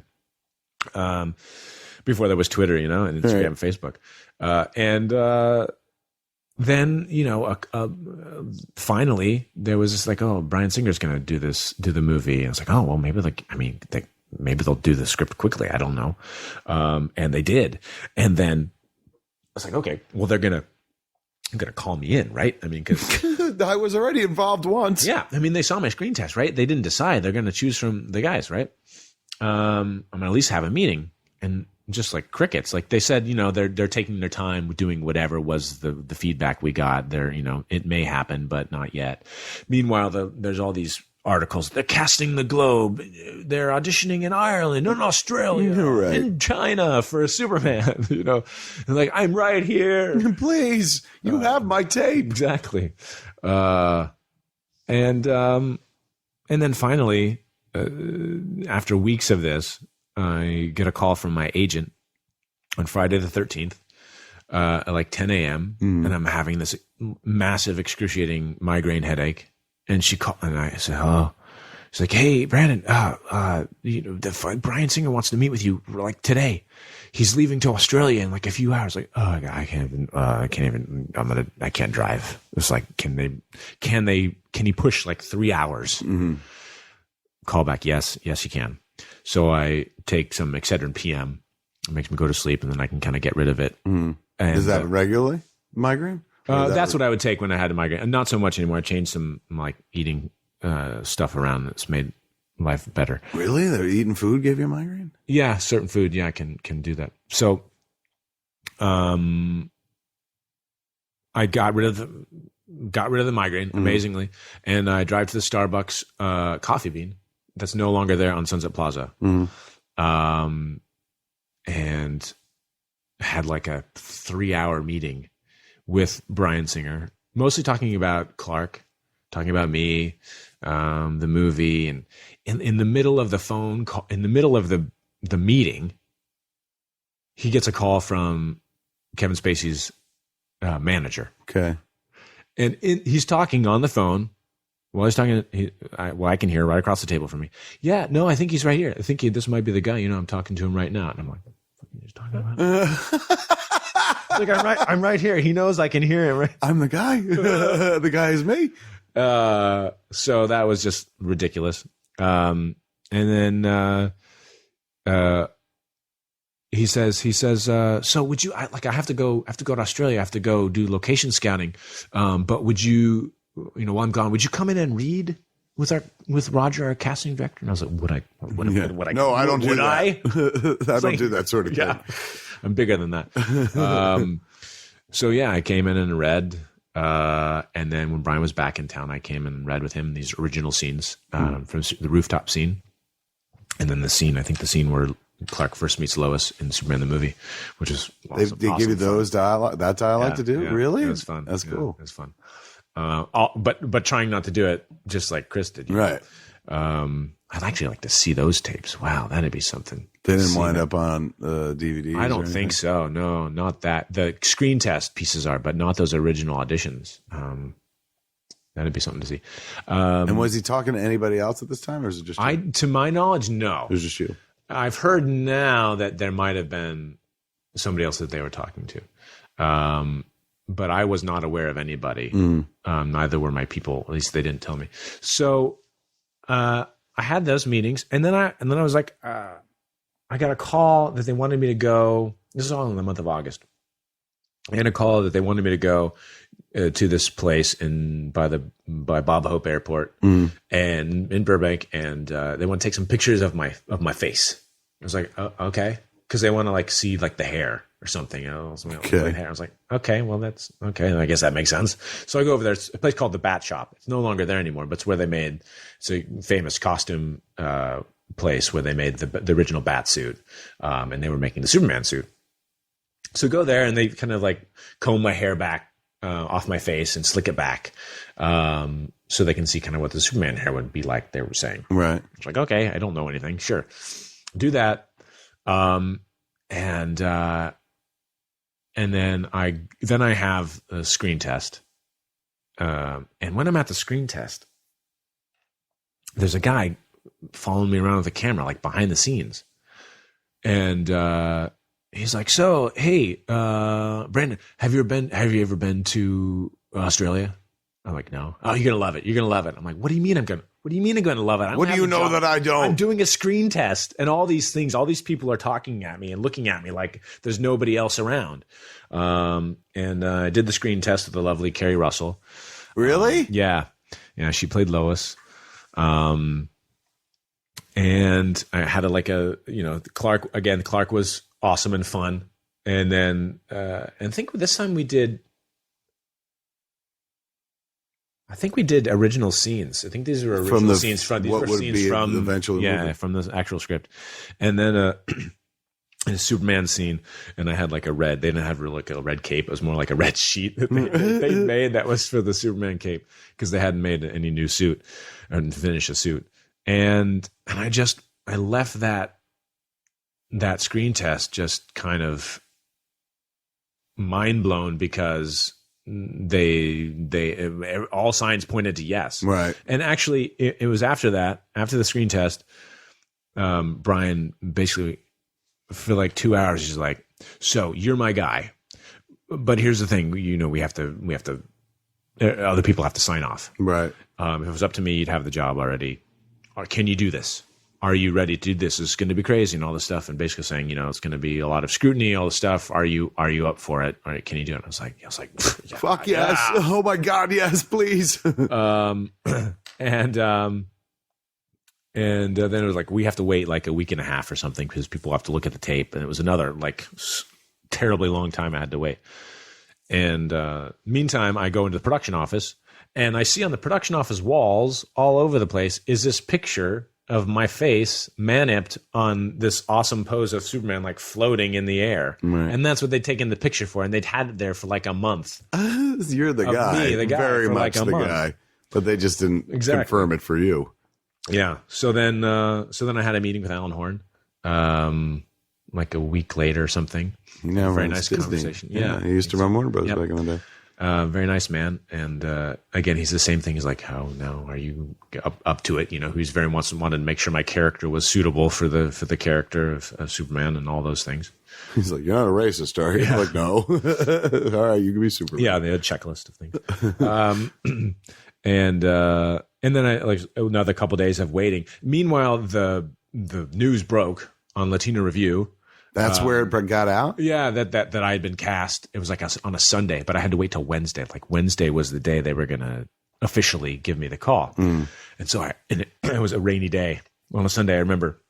And I was so frightened. I was like, I can't leave the house. If I leave the house, people ask me, what am I going to say? Right. I can't leave the house. So I think I just like stayed indoors for a couple of days because I didn't know what to say. I didn't know what to do because it wasn't official yet. And then finally I went back into the production office that day and sitting with Gil Adler, our lovely and amazing producer and a dear friend of mine now. And I got a call from production. I can't remember who it was that called me. It was like legal. you know, That was the official call? Business Affairs was like, you got the job. And I was like, hooray! And it just like, who is this? Business Affairs collapsed in the chair. And then I called my parents, and my parents, screamed. And this was like a 7-month process? Yeah. Yeah. So March was my initial meeting, and then I finally got the job in November. What was the hardest part of that job? I would imagine the flying shit. I mean, physically, the flying was ridiculous. It was 2 months of just intense, like being in harnesses. The worst part was not necessarily hanging in the harnesses. Right.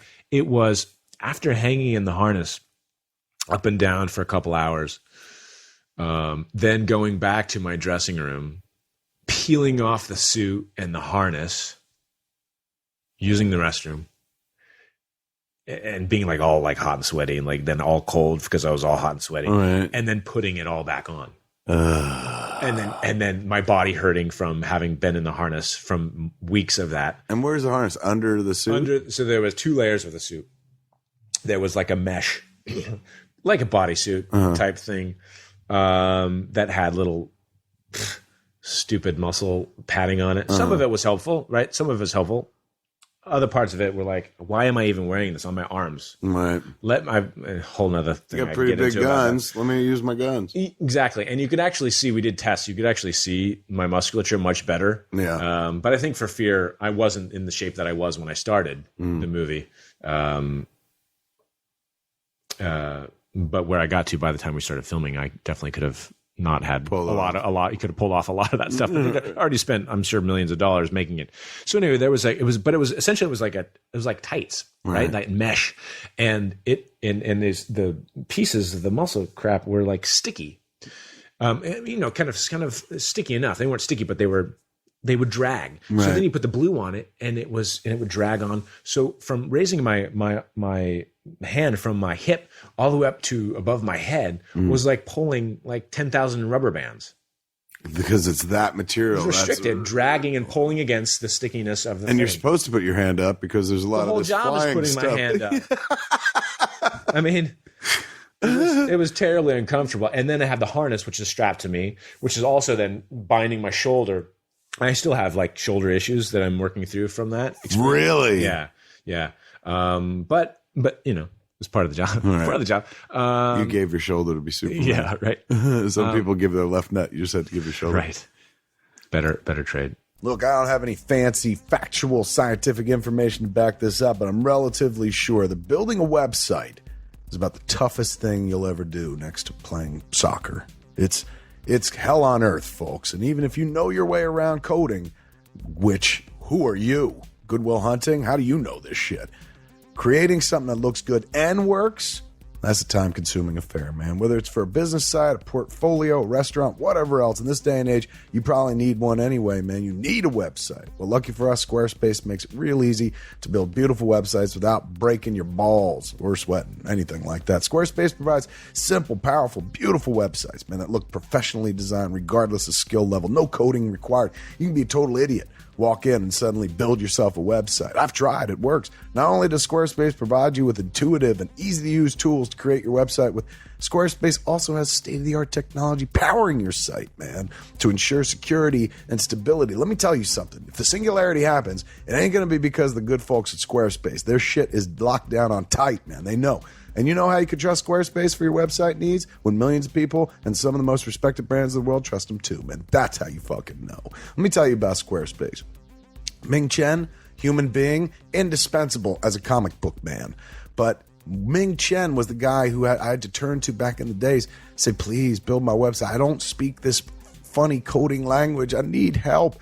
And he would hold me in his grasp, make me do things with my mouth and put them on TV, because he was the key to the websites. But now, Squarespace, man. Squarespace allowed me to break from the tyranny of Ming Chen. It will allow you to break from the tyranny of your Ming Chen as well. Start your free trial site today at squarespace.com. When you decide to sign up at Squarespace, make sure to use the offer codes FATMAN, FATMAN, to get 10% off your first purchase. Squarespace. Build it beautiful. We've all seen the movie and whatnot. The experience working with Kevin Spacey. It was cool. It was unique. Unfortunately, I'd say the unfortunate thing about it is that I didn't get much opportunity to work with him on screen. I think because they thought Kryptonite Island. He was the big, big dude who's obviously an amazing actor, and I was a kid who'd never done a feature film, and they didn't want to put us together too much to have him like destroy me on screen. But also it's like you can't like put them in the frame together too much because it's just like you punch him, it's over. I guess. I mean, if you think back to Superman the movie, they don't cross for a long time in the movie.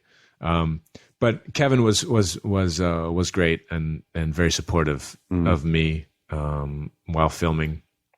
He had this the funny story about that experience was he had the golf cart that he drove around set, and he had a megaphone, and he had a Superman doll tied to the back of the golf cart dragging on the ground, and he would drive it around saying Superman must die, Superman must die. Getting into character. Just being ridiculous. Not enough to just shave his head, but to go the distance. All right, so that you have to, like, in a world where you got to meet with the head of the fucking studio. Yeah, that means they own you for the next like 2 years of your life. Well, I mean, no, it was a 3-year contract. Is that what it is? But that was the extent of it, And so obviously the 2 and 3 didn't happen. It was a lot of waiting and hoping and doing and pushing. Right.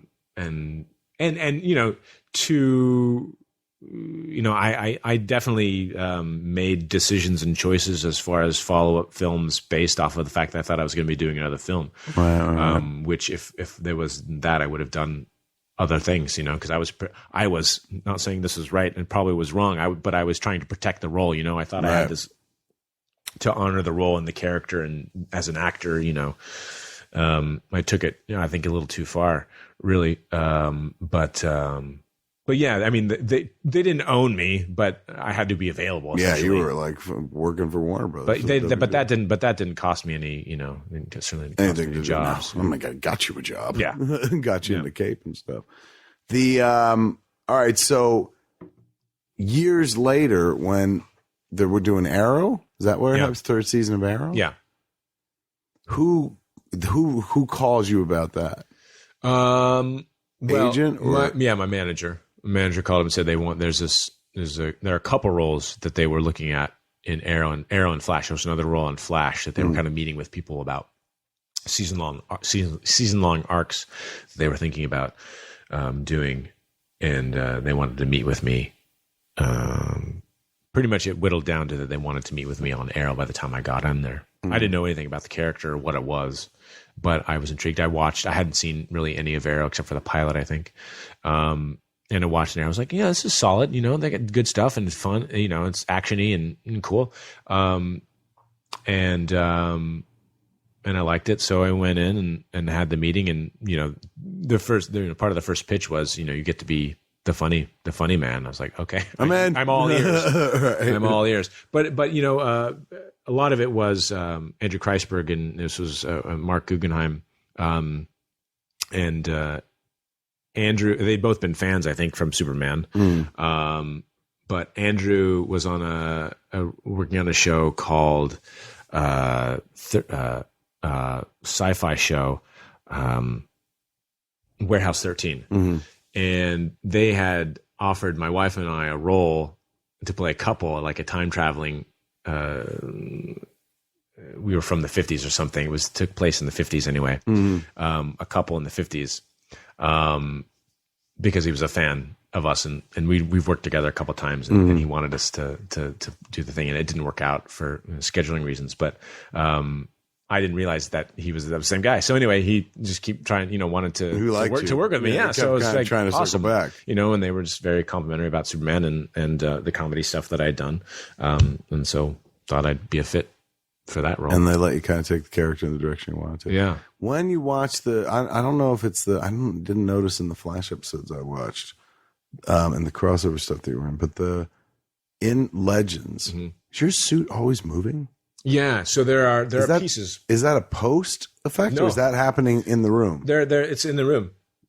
It's fucking fascinating. I love it so much because it's like it just keeps it all alive. Yeah. At the joints, there are I forget what they're called, but they're little things that just turn on, gears. They're not really gears, but they just turn. They turn me on the two buttons right here on my chest. Yeah, that's how it happens. About at the nipple, about at nipple height, but not at the nipple spot. That you push that turns the suit on. He's got a remote control. My friend Keith, who he's the suit tech and also was a big designer and manufacturer and designer of the suit. It's a company called Unlimited Design.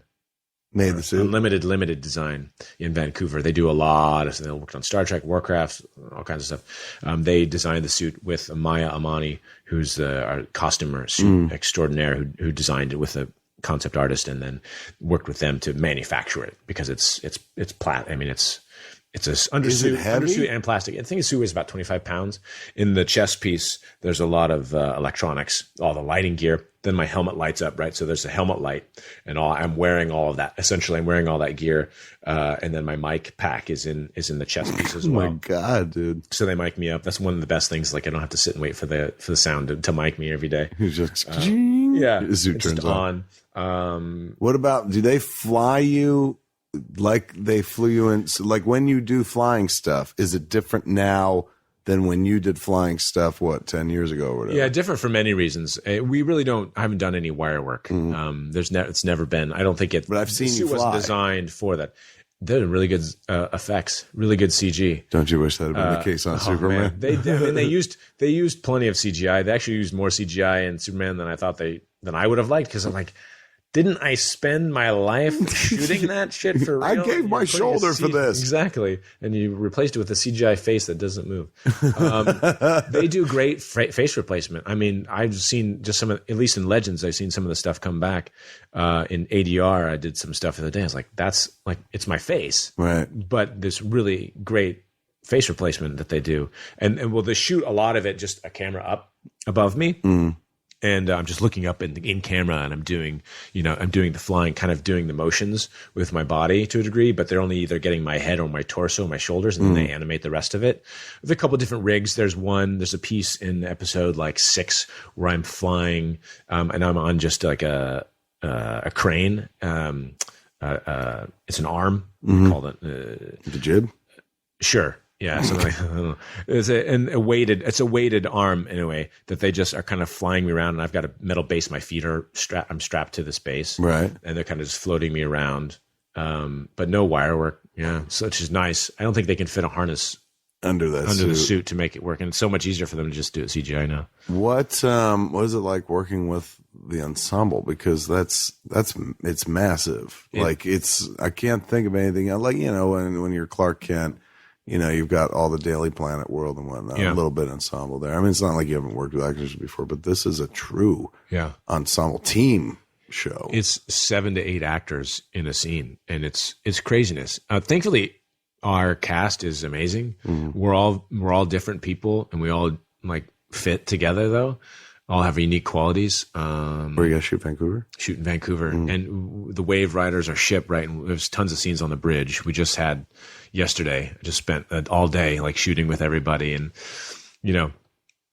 it's a different experience. There's tons of setups, but we getting faster at it. And everybody's got their 1 or 2 lines. And then this person's got their 1 or 2 lines. And you learn to do it. And it's cool. Like that's the power of of our show is going to be in the unity of our team and everybody coming together. But there are also long days shooting like that. But thankfully everyone's good. Otherwise it would be so much. I'm trying to think so you got a costume to wear. Yeah.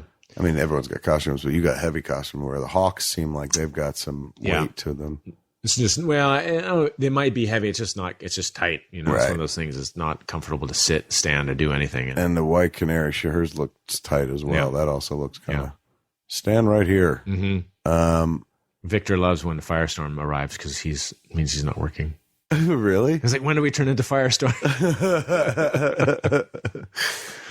Yeah, man. It's funny when you look at the promotional artwork for, Legends. It's like all these like amazing cinema grade poster shots of all the main characters, and then they're like and Martin Stein. Like, it was like, it looks like the dad who showed up to bring everybody home and stuff. He's such a great energy. Our show would be dude, so. I've always loved Victor Garber. I'm so going back. off with that. He's a song and dance man too, from back in the day. Indeed. He was the original Anthony and Sweeney Todd.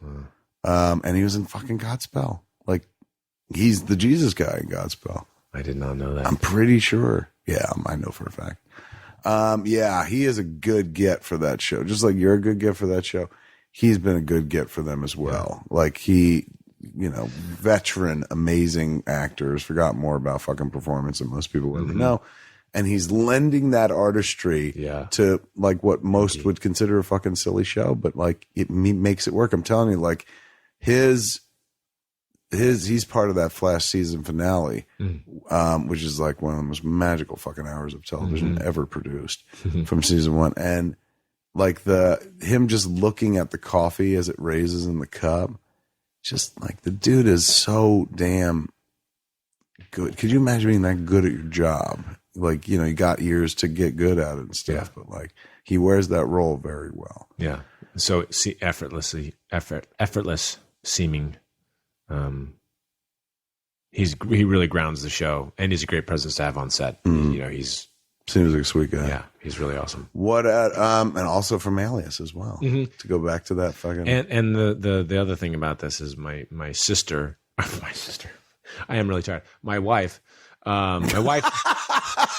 all make that mistake. It's because I was saying my wife's brother, right? So siblings, mixing me up.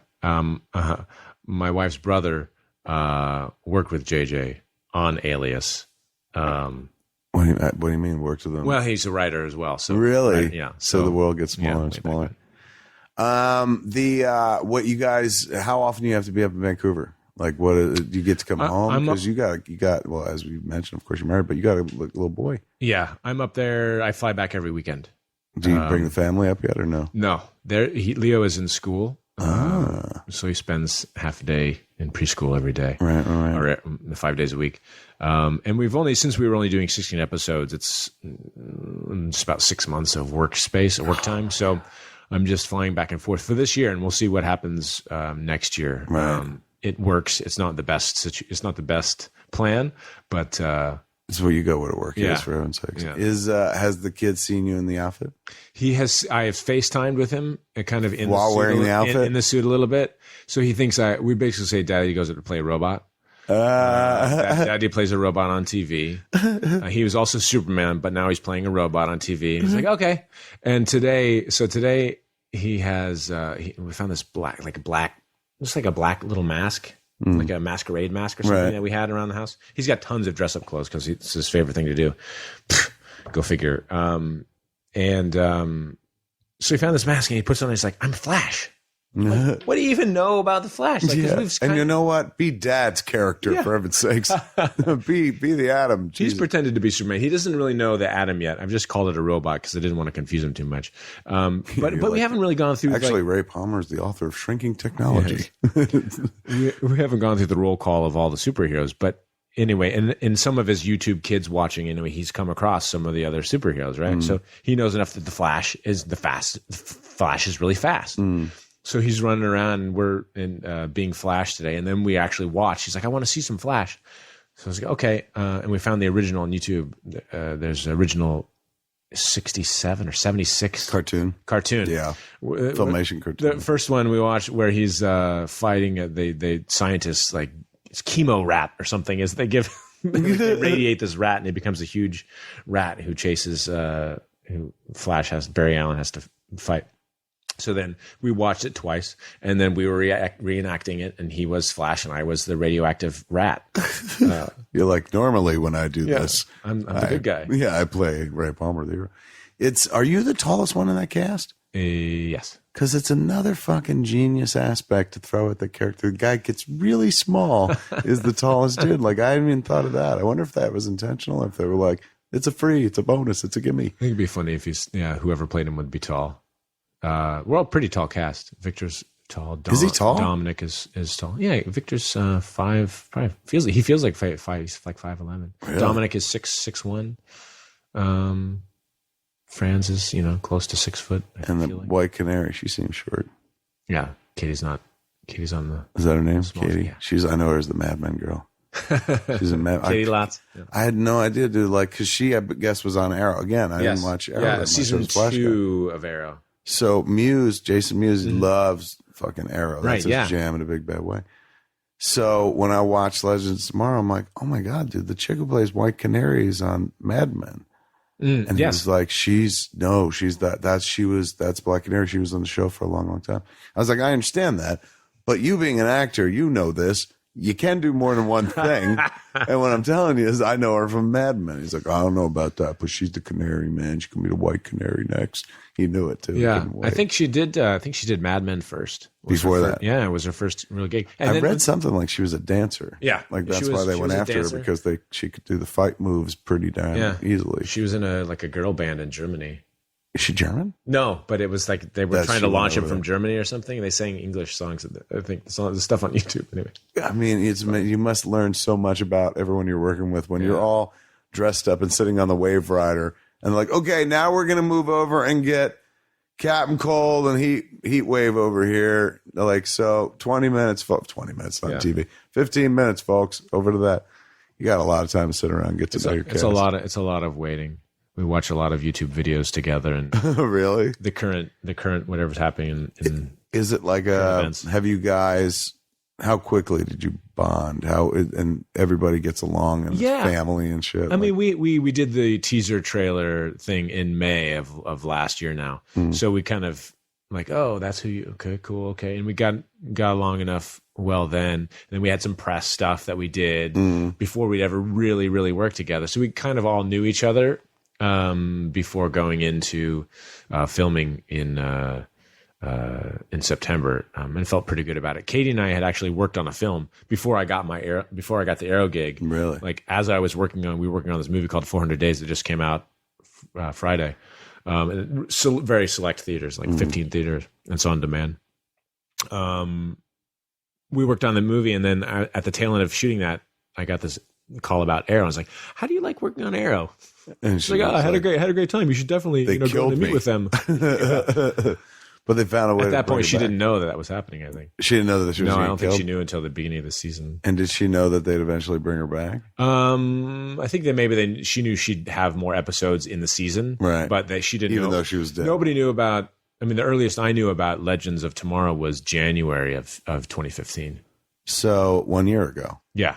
And that was what you heard. What did you hear? Just rumblings of like, they called me in and had during Christmas time. They're like, hey, don't tell anybody that you're coming to have a meeting, but come over and have a meeting with us. We want to talk to you about something. Oh, stoked. Really. And I was pretty excited. I mean, I thought it initially, again, this is the way my brain works, but during my first initial meeting before I even shot anything, I was like, well, they spun off Flash. So if I do this character and I like it, then, who knows what would happen with this?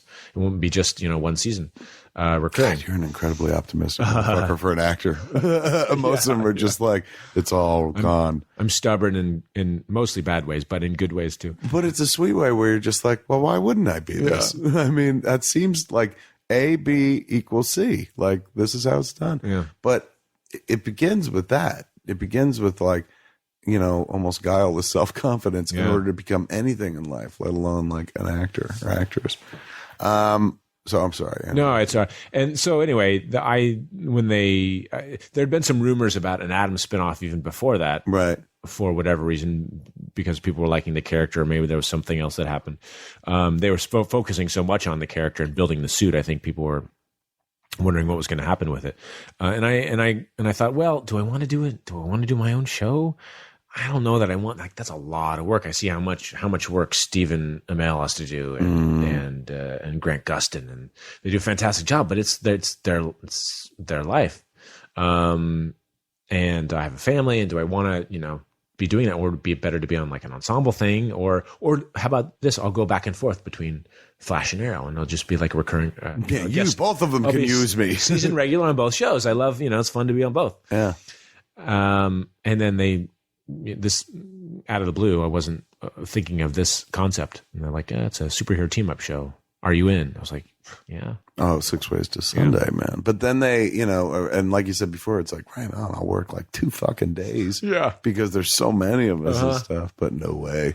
I'm telling you, they spin plates well on that show. They balance the amount of screen time that everybody getting. And yes, they don't have time to go deep and long scenes and stuff because it moves very briskly. Mm-hmm.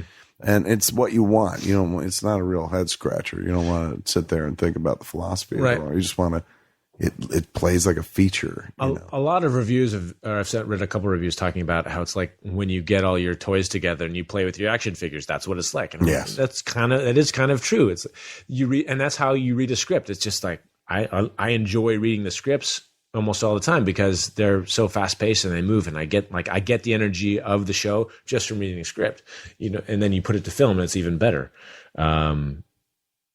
We have so much going on all the time and so many other people to like tease and hold off. You don't get to know what's happening there because we have this storyline, which is equally as interesting, and you go back and forth. So the whole episodes are, I think, jam packed.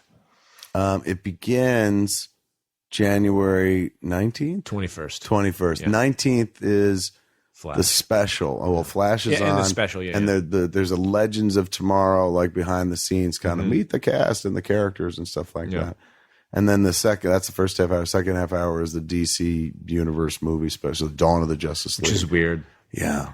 To come full, to be a part of both the film and the TV and then have them be combined on the same night. It's a little trippy. Honestly, they should be combined more than just on the same night. Like, they know, I'm sure they know what they're doing, but to me, it feels like you leave money on the table by not connecting your TV universe and your cinematic universe. Like, all these characters, they're not doubling up on necessarily in the movie, so you could totally fucking bring them back and forth. Like, why bother rebuilding a Flash when you have the brilliant Flash? I know. Bring Grant's amazing. the Atom into the fucking DC Universe movie. Like, that's what I would do. But he played Superman. People would be confused. No, they wouldn't, man. You're wearing a suit. Suit to suit. But, like, to me, it's, they're doing such fucking good work, the Lord's work over on CW with these DC shows, with Flash, with Green Arrow, I keep calling Green Arrow. He's Green Arrow. He's Green Arrow now on. Yeah, they call him that in the show. They haven't changed the title yet. Right. It's still flat out Arrow. But and Legends, like insanely fucking strong work, epic work. Based on stuff I love, like characters and books that I go way back with. I'm so jealous that you're doing an episode of The Flash. I know, dude. That's going to be just so fun. And some people, online were like, well, this is not a good idea. Because anytime you take somebody known for one thing and put them into something else, blah, blah, blah. But for me, I'm not going in that show going like, man, fucking, I'm going to Kevin Smith the shit out of this. Yeah. Like, I love The Flash. Like, I don't want to be the guy that's like, oh, remember that one episode that jumped the shark? That was fucking his. Like, I'm going to do their thing, and hopefully I'm at least going to execute. Hopefully I can elevate. But to me, it's like, I don't want to do, like, I can do my shit any day of the week. I'm going up to do something special, which is their thing, something that I've enjoyed watching. So yeah, believe me, dude, I'm going to try to do a good job because I want to go shoot some Legends. Yeah. Like, that'd be fantastic. That would be wicked. And, it's like, that honestly, I'll be honest with you, that show looks like it's beyond my abilities. There's so much action in Legends in both parts of that pilot. Yeah. And I know it's like, it's the pilot. So it's like, you better fucking hit him with a bunch of stuff, bunch of action, everything with the kitchen sink. But it is, intimidating. Yeah. I looked at that and I was just like, oh my God. We have directors who come on who I think that don't always have like as much action experience, and then you just lean heavier on the DP and the stunt coordinators. We have great stunt guys, stunt coordinators, and do you great work with team. Them? They train you to do stuff? A little bit. Our show moves so crazy. The other day there were 3 Atoms wearing the suits on 2 different units. We have 3 suits now. And I have 3 different stunt doubles because they do multiple units because of the amount of stuff, and also there's so much work that a lot of time I don't even get to do stuff that I like to do because there's no time because they're shooting. They need me on first unit to shoot. They need you for all the acting to do the Ray Palmer, and the Adam stuff is there, except for like when I have lines or the little bit of stuff. So it makes sense. Yeah. And they're using you correctly in as much as like the charm factor that you are. You need to carry that character. Anybody could put on a fucking suit and fly around a room and stuff. So and also having wrenched your shoulder and given your shoulder to Superman, I don't really mind too much. I mean, I like three Adams. I like to do a couple, a 30-second stunt scene I can do. Right. 2-minute action sequence. I don't have time to learn it. For one, there's no time to go to 3 hours of a couple days a week of stunt rehearsal. That's what Where in a movie they build in that time. Yeah, exactly. And you do it, and then you never do it again. I did tons of this, and when I did Dylan Dog, I had tons of time. Like that was fun. I got to actually learn it and know it. So when I got on set, I was like, oh, I'm not just trying to remember the moves. I know what they are. Right. It's so funny, dude. Like you are like, it's a lot of genre work, a lot of comic book world work, man. But you don't look like us. You don't look like a genre freak, man, but you carry the standard bearer so well. Like it shines through in the performance. Like it's not just the choice of material, but like it shines through in the work you do. You like these characters, you like this world, you like playing in that sandbox. I totally would. I didn't grow up around comics. I kind of wish that I would have, but I didn't.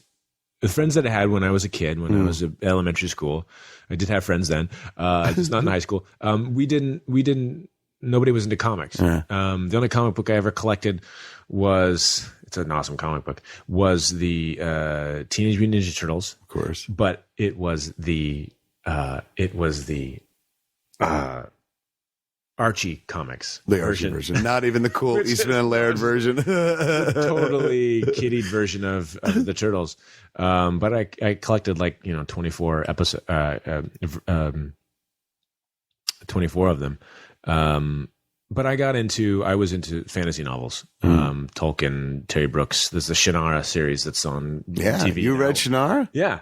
I went and saw the premiere. It's a good looking show. Yeah, it's a beautiful show. And it's fun. It's different. It's MTV and they do things different. They got to kind of shoot it for their audience. But I'm watching it and I'm enjoying it. It's just kind of cool to see that world come to life. They've got a couple of the series. They've got a Magic Kingdom for sale that Universal had for a while and somebody else. They have a couple different directors on it. I don't know if you read that, but that's an awesome series that Terry Brooks, the same writer, did.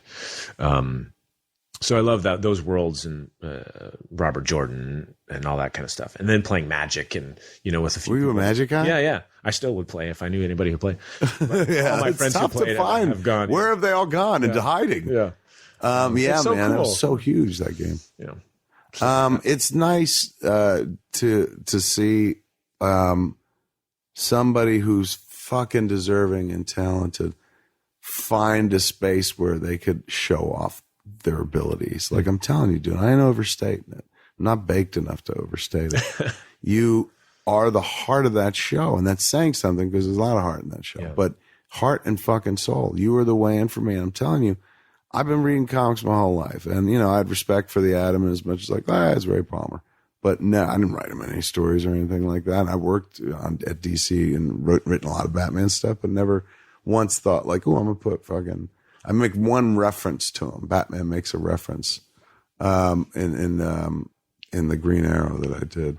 But if I ever go back, like now I want to pull that out of the sandbox. You made him an attractive character where you're like, hopefully that's what they're doing in the comics is like, just, all right, man, let's go with that. Yeah. Like steal his personality. That would be cool if totally they do fucking works.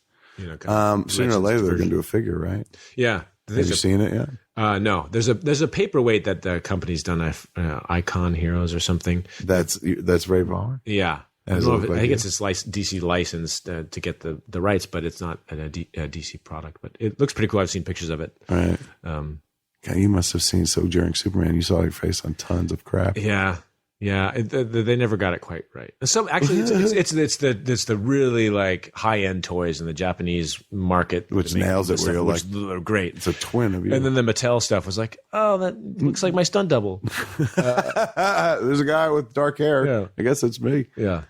Man, oh man! If you guys haven't seen it yet, make sure you go to CW on the 21st and watch yourself some DC's Legends of Tomorrow. If not, I'm sure you can download it on iTunes the next day or something like that. It is like, in a world where everyone's like, hey, one day they're going to make a Justice League movie. They made a Justice League TV show. They're doing it on a regular basis. How many episodes they give you? 16 for the first season? Yep. There's no way the show doesn't go to a second season. Jonah Hex is soon. I read that, bitch. I read like the idea of the Wave Rider allows you to play with any DC character. And Commandy, Last Boy on Earth, Haunted Tank. Like there's so many things they could do. And so many like, this person's dead, or are they? Because you're in the time stream. It's wonderful fucking cheat. But I'm telling you, like, as a dude who, like, sat there, again, one of the top 50 moments of my life is that scene in Zack and Mary. Yeah. As a guy who, like, thinks warmly of that moment, that scene. Like, I remember that day vividly, just going, like, oh my God, like, all I have to do is stay out of the way. And these cats are just going to give me fucking gold. This is nuts. What about the extra that we did? What do you mean? For the DVD. Yes, but remember Two guys in the pool making out for like that's 30 minutes. That was amazing. When it was like, Enrique, Enrique. And he's like, they're so pilled up. Well, you guys are doing the testimonial. Yeah. That was fucking tremendous. We did that like a couple months later in California. But it was so fucking fun. But when I was, the moment I saw you in the Flash episodes that I saw, I was like, oh my God, what a perfect fit. That's so fucking sweet. But this, dude, like it's perfection. Very rarely do you fit into something, anybody fit into something so fucking perfectly. And now we know that there's a reason, because you were like, I can do that. But if I could do this, it's gonna fucking sing. And you were absolutely right. Like it connects. It's in a big bad way. It starts on the 21st. You can watch it from now until the end of the season. They got 16 episodes. They're definitely gonna go for a season 2 and stuff. If the first 2 are any indicator, you're up to what, episode 10? Yeah. What's been your favorite so far of the first 10? To shoot? Well, I've only seen the first 2. To shoot. Is there one where you're like, oh, this is the one I'm waiting for? There's 6. 6 is the one? 6, I think 6 is the one my friend Greg Smith directed. He's an actor as well, but he's directed, and it's a really, I do some fun impersonations and just like, I can't give away too much, but I get to you get to fuck around. Yeah, there's some real fun stuff that I get to, they throw me like quotes. Movie quotes that I do. Nice. As part of Ray, which are fun to. Yeah, we only got to wait 5 weeks. That episode's about to happen next month. Congratulations, sir. Thank you. It's a fucking big bucket of win, and you're doing them justice. It's wonderful that they were like, fuck, he's strong. Let's put him in here.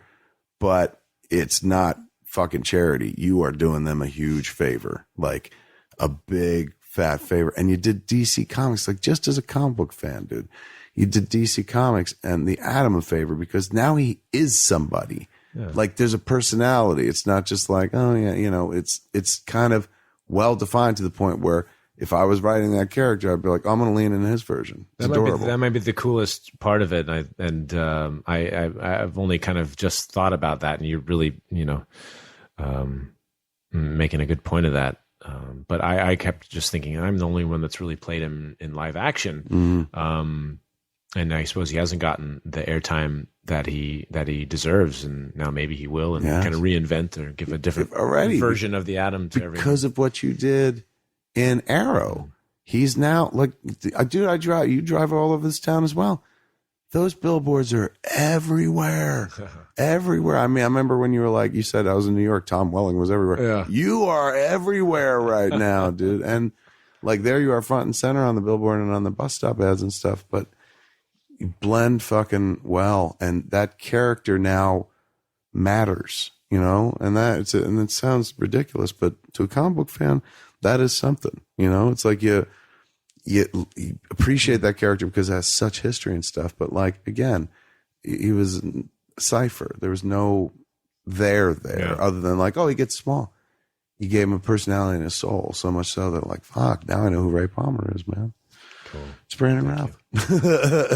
Excellent job, sir. Watch DC's Legends of Tomorrow. It's starting this week. It probably aired already. You probably already watched it if you're listening to this. You guys are doing the Lord's work over there. Hopefully they let me go up there and I get to work with you on one of them. I know some guys, so I'll put in a good word.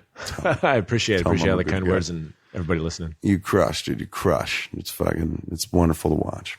Happy for you. Thank you. There it is, folks. Boy, oh boy, I can literally, I'm telling you, I wrote notes when I watched the show.